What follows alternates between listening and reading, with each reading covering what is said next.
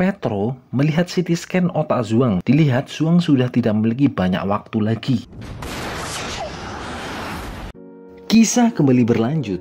Ma mengajak kerja sama Kun agar keuntungan bisnis gioknya menjadi 3 kali lipat. Kun tahu Pamande mencari mata giok dan dia juga sedikit tahu apa yang terjadi dengan bos Hao.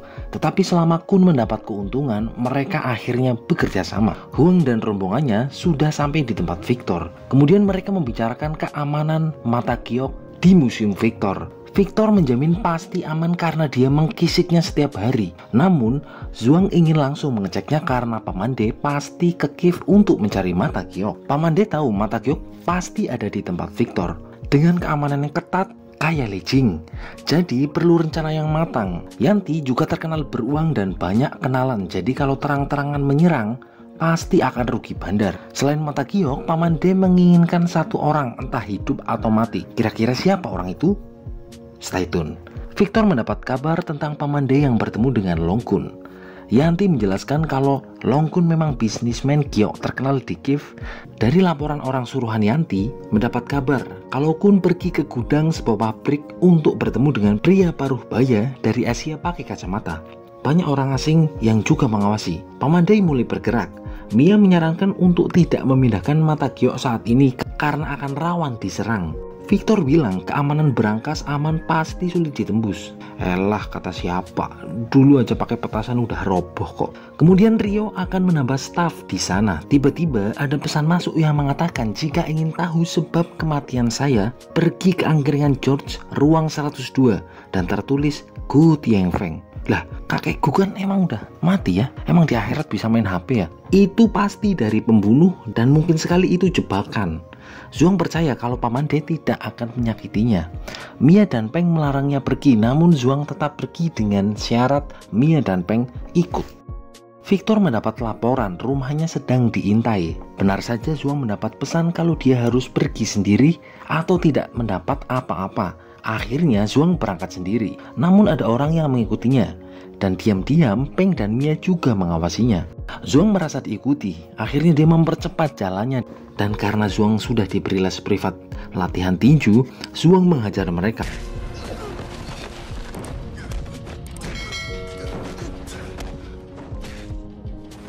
Walaupun akhirnya Zhuang semaput juga karena dibius dengan aroma kentut naga. Tahu Zhuang BPJS-nya berubah arah, Mia dan Peng langsung tracking dan mereka juga diikuti Cecongkun. Kemudian Zhuang diangkut ke mobil. Beruntung Mia dan Peng melihatnya. Terjadilah pergelutan antara mereka.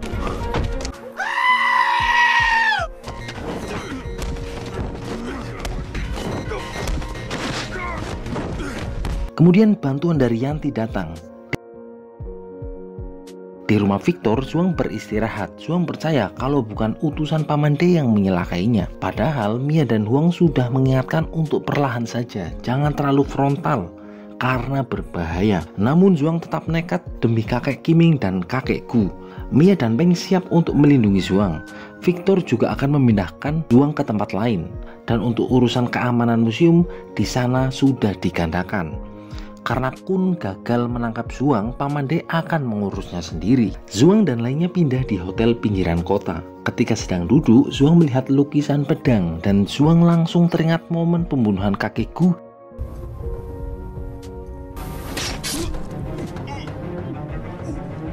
Dan itu membuat Zhuang puyeng dan mual. Mia dan Huang datang langsung memberikan antimo. Zhuang masih tidak percaya Pamande yang terlihat culun dan baik ternyata seorang pembunuh. Dan kejahatan itu mungkin karena mata dewa.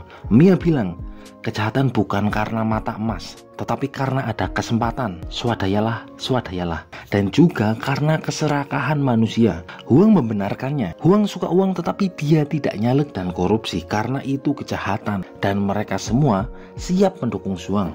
Esok paginya mereka sarapan dengan menu yang disiapkan Mia. Berupa roti bakar yang gosongnya beneran. Lalu Ica datang menyelamatkan mereka dengan membawa kerak telur dan kupat sayur. Namun karena rasa sayang Zhuang lebih besar daripada rasa pahit roti gosong, Zhuang tetap memakan roti buatan Mia. Ya, begitulah cinta selain membuat seseorang menjadi berani namun juga bisa membuat sedikit tolil. Anak buah Kun masih mengawasinya.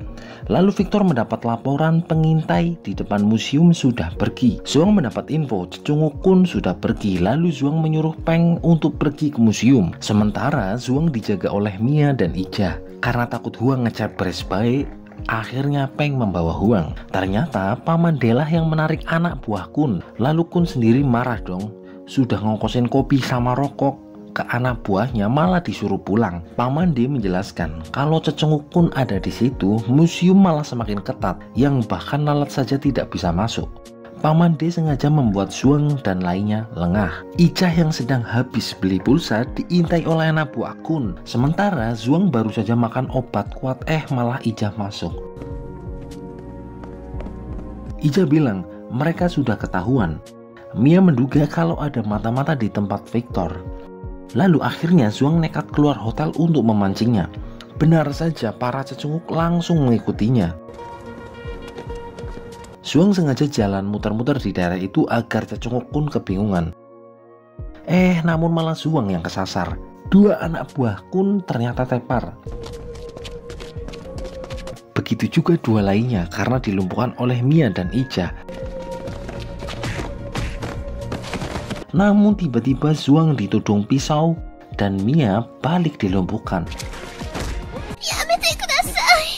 Akhirnya Zuang dibawa oleh para cecunguk Kun.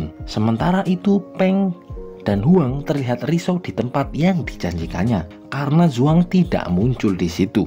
Tanpa rasa bersalah, Paman D prengas-prengas menyapa Zuang. Lalu Zuang bilang kalau dia tidak percaya kalau Paman D jahat. Namun semua rencana termasuk menahan pistol Qin Horan sudah terdialog. Paman D lalu bilang, Bos Hao itu karena terlalu bodoh. Dan agar Bos Hao terbunuh juga sudah direncanakan. Zuang marah karena Paman D terlihat baik. Dianggap guru dan kami tua. Namun ternyata malah pembunuhan berkedok aki-aki lugu. Paman D cengar-cengir dan bilang kalau Zuang disiapkan menjadi murid dan memiliki mata yang melihat segalanya namun tidak bisa melihat kejahatan terselubung. Dan itu tolil. Paman D bilang kakekku terlalu berisik dan tahu tentang kejadian 40 tahun yang lalu. Dan kakekku sudah berkomunikasi dengan Rio. Jadi Paman D harus mengeksekusinya.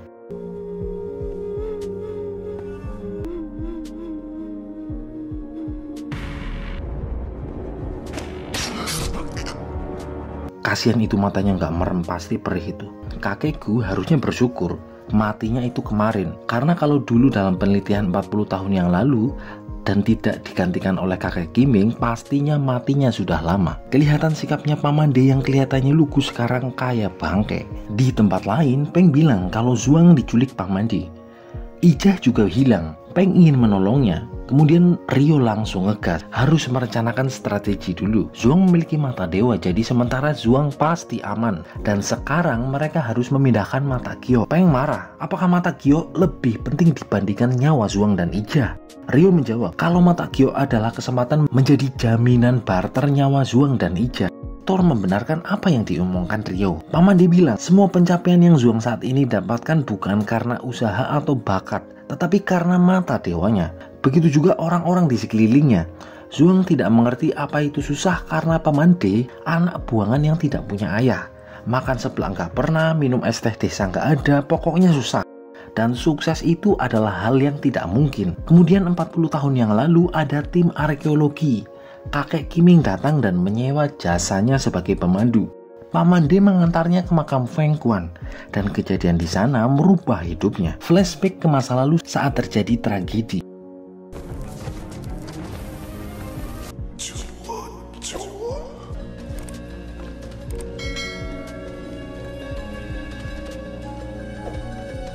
Dalam masa pemulihan di desa, Paman D diam-diam mengamati kalau mata Yoshi memiliki kemampuan khusus. Paman D muda mendengar percakapan antara kakek Kiming dan Yoshi. Kalau mata Gyo yang dia pegang saat meledak dan hancur, Yoshi mengira mata Gyo ada hubungannya dengan mata emas. Yoshi beruntung, dia bisa kabur dari Paman D.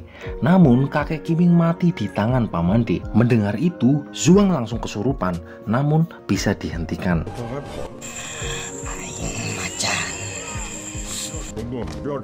Zuang begitu mudah menemukan mata Gyo. Paman D tidak akan membunuh Zuang. Lalu seseorang muncul, ternyata dia adalah Ijah yang selama ini adalah mata-mata dari Paman D.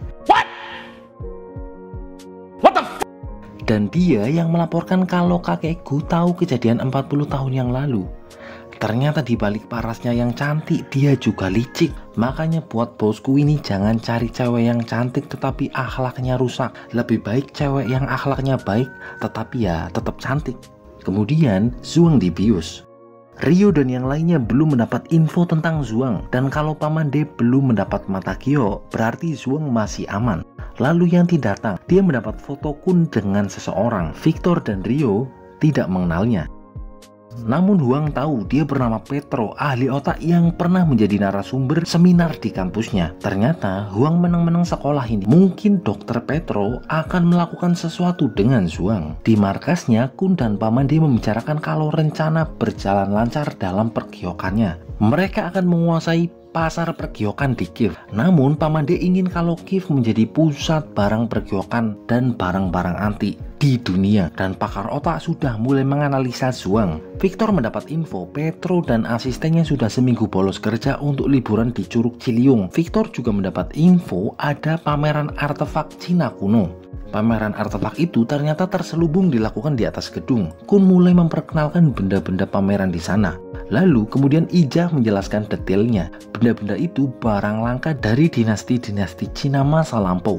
Para pembeli jelas tertarik karena benda-benda yang dipamerkan pasti sangat berharga dan langka. Kun bilang, jika pameran ini sudah go public, pasti akan menggemparkan dunia, termasuk dunia binatang. Lalu Ijah datang dan memberikan mata giok. Masih nggak nyangka ini Ijah ternyata pengkhianat ya. Paman D masih akan merebut mata giok satunya dan dia masih butuh Zuang Ri. Victor bilang Paman D menjual barang antik Cina dan mengumpulkan seluruh kolektor dari belahan dunia. Koleksi yang dimiliki Kun dan Paman D juga sangat banyak. Mia ingin Victor bisa menghentikannya, namun jelas dia tidak bisa karena dia bukan anak presiden. Mia melapor ke Aco kalau Ma dan Kun melakukan penyelundupan. Segera Aco untuk mengeceknya dalam negeri siapa yang menjadi distributor barang antik itu. Ini jelas permasalahan besar dan jika tidak ada buktinya akan sulit untuk melakukan penangkapan. Sementara itu, Huang dan Victor mendapat info kalau Dr. Petro mereka dapati beberapa kali pergi ke sebuah gudang kepunyaan Kun di hari-hari tertentu.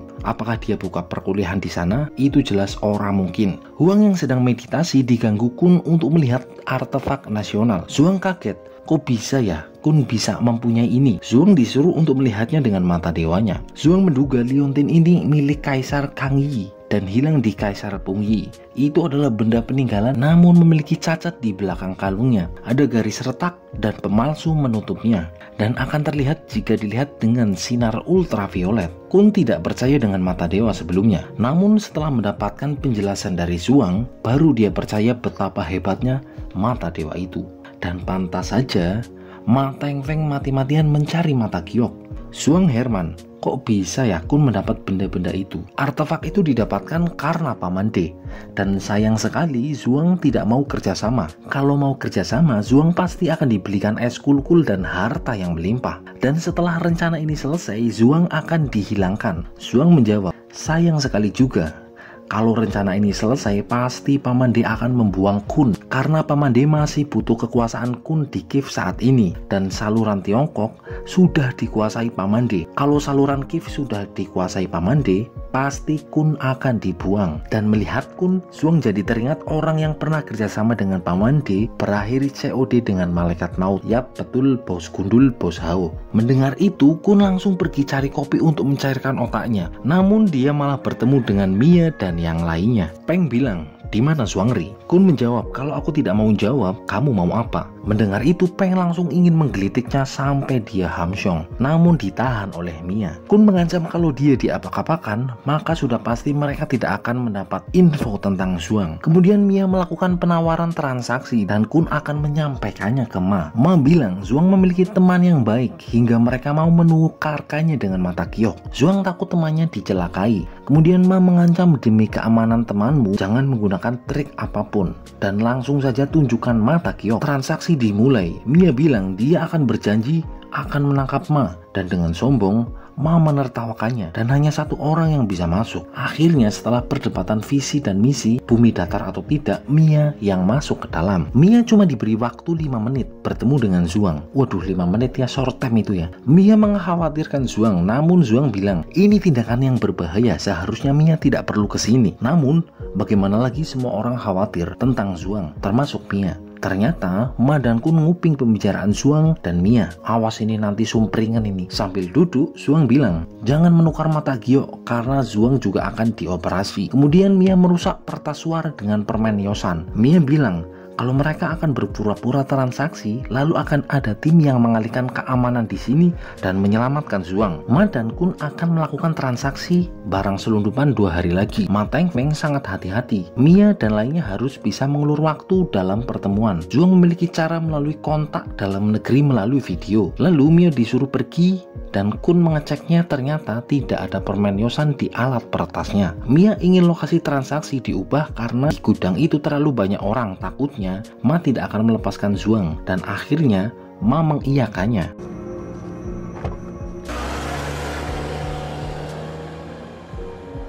Huang marah karena Zhuang terlalu memikirkan dunia pergiokan dibandingkan nyawanya sendiri. Mia bilang, tenang saja, kita akan menyelamatkannya. Kemudian Huang disuruh untuk mencari channel media Cina karena nantinya akan membuat berita dan disebarkan di Ukraina dan Cina melalui kanal berita biar spiral. Lalu Mia dan Peng akan menahan Ma. Ryo menanyakan Ija, tetapi Mia tidak tahu karena Ija tidak bersama dengan Zhuang. Kemudian Ija memberikan makan ke Zhuang. Zhuang Herman, kok bisa ya Ija berkhianat? Padahal dia cantik loh, saya juga mau. Dan padahal juga Ryo baik hati dan berkumis. Dia menyiapkan format video yang akan disiarkannya nanti. Biar meyakinkan Paman D sudah berubah, sekarang dia nyerutu. Mia, Huang, dan Victor menemui Paman D. Huang yang ahli bacot mulai mengulur waktu. Namun Ma langsung to the point meminta barangnya dan Mia menunjukkannya. Huang mulai ngebacot lagi. Paman D yang dulu mengajarkan 5 budi luhur, kebajikan, kebenaran, kebijaksanaan, keberanian, kesucian. Namun ternyata apa yang diajarkannya tidak menggambarkan tindakannya. Cuma Om Do. Kun menemui Zhuang. Zhuang bilang dia tahu kalau Zhuang hanya menjadi umpan dan Ma tidak akan melepaskannya. Mata Zhuang bisa melihat segalanya termasuk hati manusia. Zhuang melihat kalau mungkin Kun akan bernasib sama seperti Bos Hao. Seperti pepatah, kalau burung habis, busur panah tidak akan berguna. Kalau kelinci habis, anjing pun bisa dirica-rica. Masa anjing mau dimakan ya? Nggak boleh dong. Kemudian Zhuang ngomporin, nanti kalau sudah tidak berguna Kun akan dibuang. Dan Zhuang menyuruh Kun untuk melihat berita di Petromax saluran Kivsiar. Berita menampilkan kalau polisi Ukraina sedang melakukan penangkapan penyelundupan artefak Cina di pasar global. Dan polisi sudah menangkap beberapa pelakunya. Kembali ke Huang yang sedang mengingatkan jangan kebanyakan minum ciu, itu tidak baik untuk kesehatan. Mending minum teh katok. Huang memang sengaja mengulur waktu. Kun tidak bisa memakai HP karena paketannya habis dan area di situ sudah dinetralisir dari sinyal. Kemudian Huang mengaktifkan mata dewanya untuk melihat nomor yang dihubungi Kun.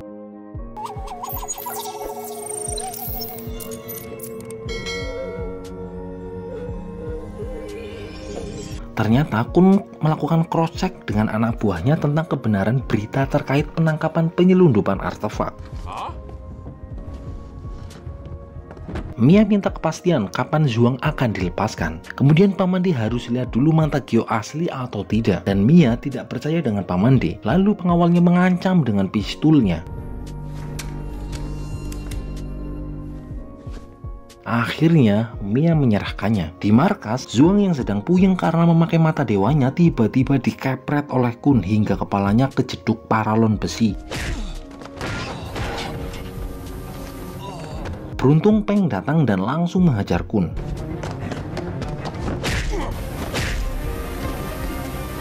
Lah, kok cuma sekali sih? 2 kali dong.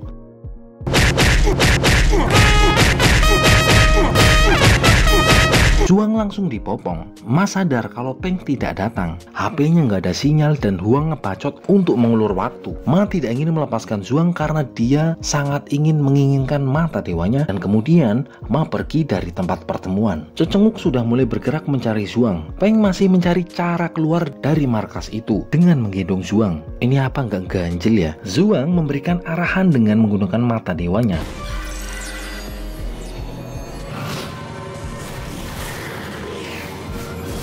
Zuang mencari jalan keluar. Zuang bilang kalau Ija sekarang adalah orang Ma Tengfeng. Karena Zuang beberapa kali memakai mata dewanya, dia terlihat sileren. Dia memberitahu nomor yang dia lihat di HP-nya Kun. Kemudian Peng pergi sebentar untuk melumpuhkan beberapa pengawal.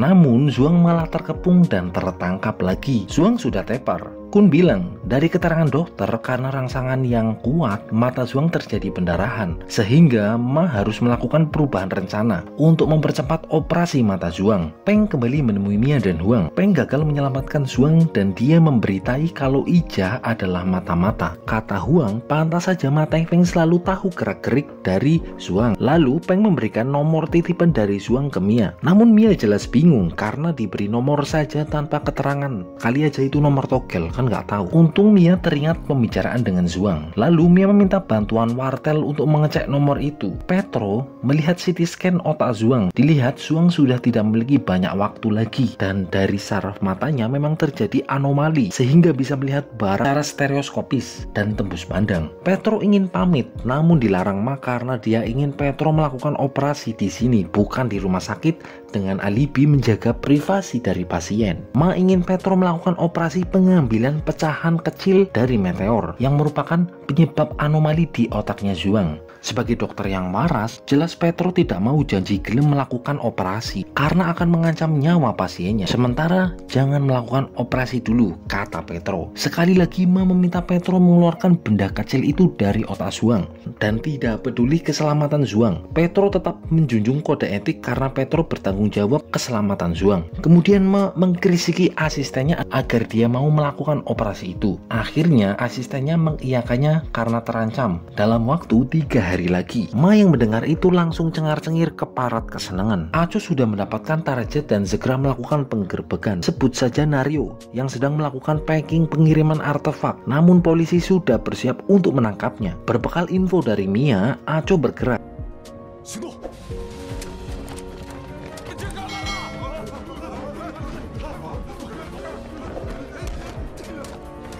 Semua pekerja walaupun diuber-uber dulu tetapi mereka semua tertangkap. Namun beberapa di antaranya melakukan perlawanan termasuk Nario dan terjadilah pergelutan dengan Aco.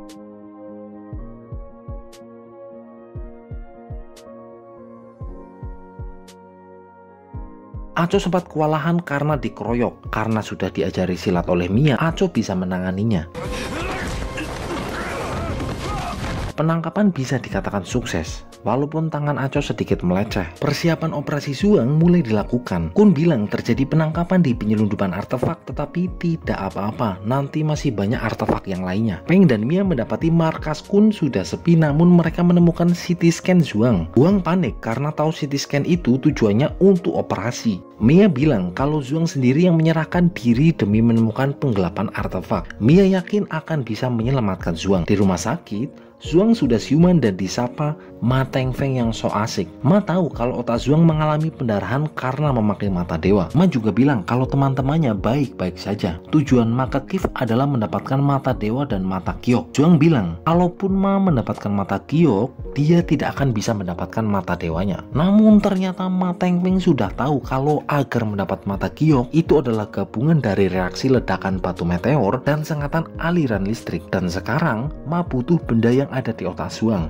Kalau saja Zuang mau kerjasama, pasti Zuang tidak perlu turunan di rumah sakit. Zuang jelas tidak mau kerjasama dengan pembunuh kedua kakeknya. Dan Ma tidak merasa menyesal karena dia harus berjuang, tidak punya ayah kere dari lahir. Jadi apapun harus dilakukan demi mimpinya. Zuang juga ingin mewujudkan mimpinya tetapi tidak dengan cara kotor yang harus mengorbankan nyawa orang lain. Paman De yang dulu pasti tidak akan berbuat kotor. Dan Ma tetap pada pendiriannya, melakukan semua cara dan operasi segera dimulai. Kun sedang bersiap menjemput benda-benda artefak hasil selundupan. Sedikit flashback, ketika di gudang, Mia mendapat laporan kalau Aco sudah menghentikan semua penyelundupan. Mia ingin Aco juga mengirim barang itu untuk bertemu Kun. Setelah itu, Mia akan menangkapnya bersama polisi gabungan. Kembali ke masa kini, Mia dan Peng sudah bersiap. Kun bertanya kenapa orang biasa, si Nario, tidak datang dan Kun merasa sedikit curiga karena dia memakai earphone. Lalu Kun menanyakan orang tua Nario, gimana kabarnya? Aco menjawab baik-baik saja. Namun Kun langsung mengencangkan senjatanya karena jawabannya salah dan tahu Aco adalah polisi. Beruntung anak buahnya menolong dan Kun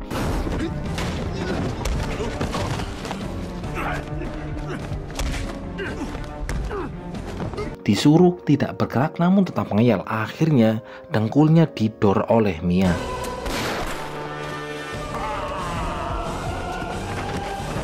Emang enak ini, harusnya duanya sekalian aja ini. Mia menanyakan di mana Zhuangri. Kun bilang kalau Zhuang ada di rumah sakit bunda sayang ayah. Namun Mia dan lainnya tunggu jenazahnya saja, kata Kun. Lah, ini ditembak dengkulnya kok masih bisa jalan ini ya? Sangat realistis. Sebelum dioperasi, Ma bilang kalau pecahan meteor yang akan diambil sudah kraket atau menempel di jaringan otak. Jadi mungkin resikonya ya kalau nggak meninggal ya mati. Dan lihat saja akan jadi seperti apa Zhuangri yang tidak memiliki mata dewa.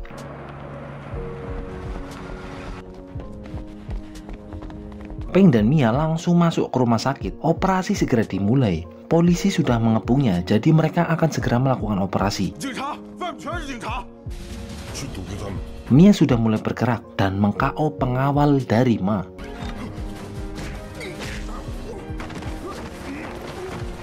Mia dan Feng menemukan Zhuang dan Ma langsung mengacungkan pistolnya dan tetap akan melakukan operasi. Lalu polisi dari gabungan Kiev langsung menembaknya.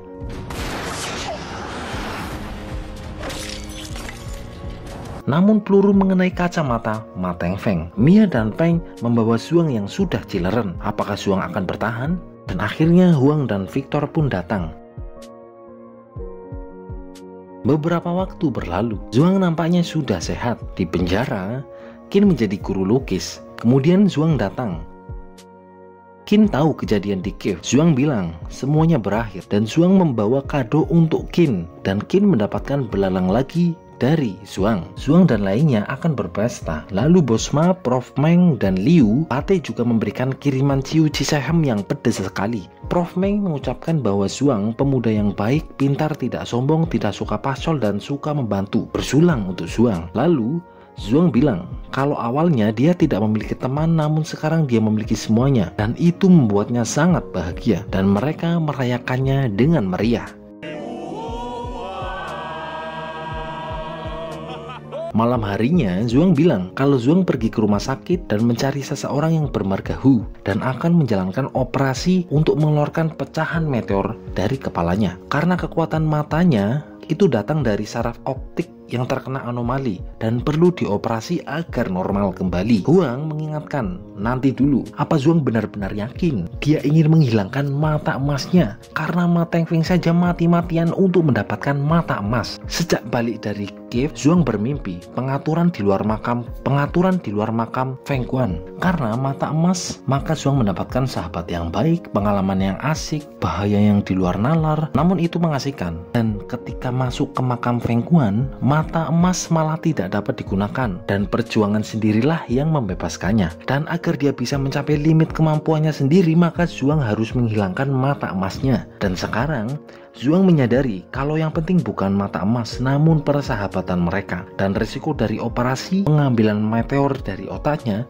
Zhuang siap menanggungnya. Kemudian Zhuang keluar untuk mencari Udut. Dan dia bertemu dua orang pemuda dan ingat perjuangan dengan Huang yang setiap malam makan pop mie oleh-oleh kondangan. Namun kadang momen perjuangan seperti inilah yang akan kita rindukan. Nongkrong gak jelas bareng temen, naik motor keliling malam-malam, cari sandal, gemah maling ya. Makanya dari itu bosku, nikmati setiap momen perjuangan kalian dan ceritakan kelak ketika sudah sukses. Zhuang juga mampir ke tempat Qin dulu dan ingat semua tentang Qin.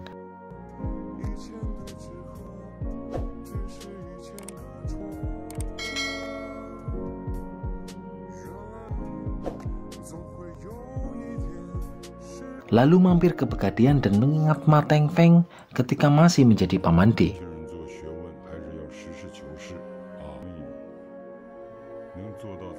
Lalu pergi ke toko Ryun dan mengingat di sana Zhuang mengenal Peng dan berpetualang bersamanya. Juga mengingat kakekku yang selalu membimbingnya.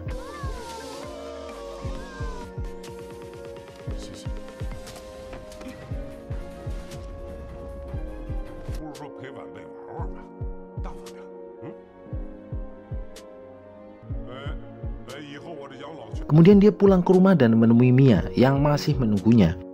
Juang memandangi Mia, ingat petualangan dengan Mia.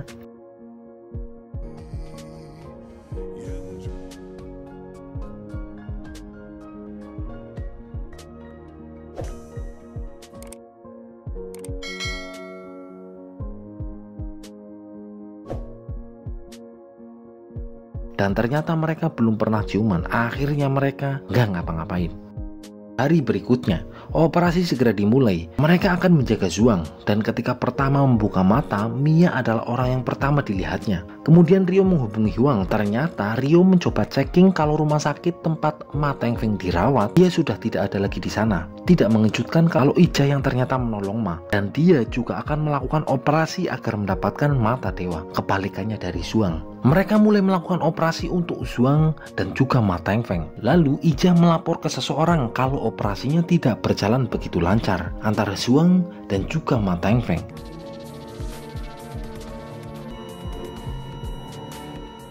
Kemudian tiba-tiba mata dewa muncul dan film pun selesai.